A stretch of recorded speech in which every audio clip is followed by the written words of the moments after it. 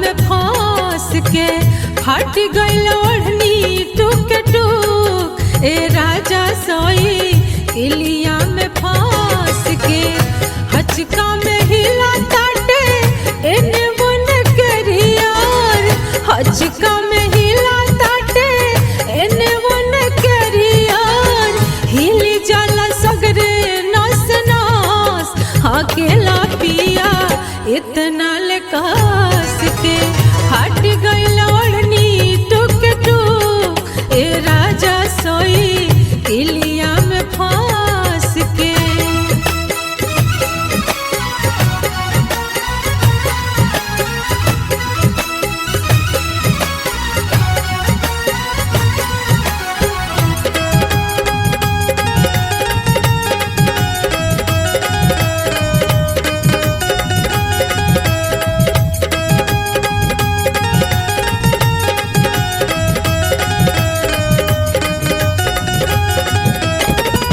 कहला पमाने लाना एक हुल बतिया। हचका में करेला तू बहुत ससतिया।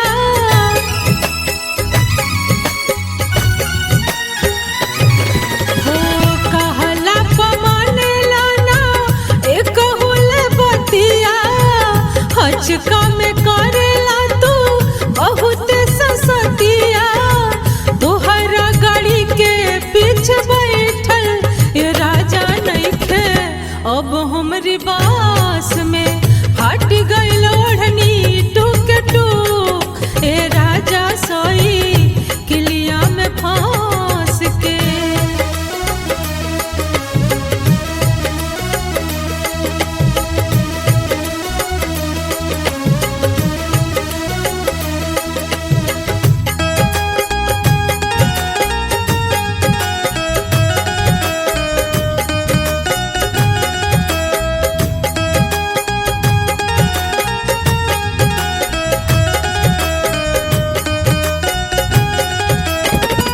नैहर के जतरा धैला पानी में बोर के।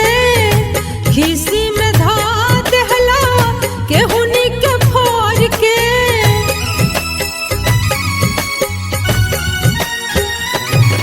हाँ नैहर के जतरा धैला पानी में बोर के। खीसी में धा देहला केहुनी के फोर के। शीशा के चूड़ी टूट फूटी दुखावे लगल एने ओने धास के। हट गइल ओढ़नी टूक टूक। ए राजा सोई किलिया में फांस के।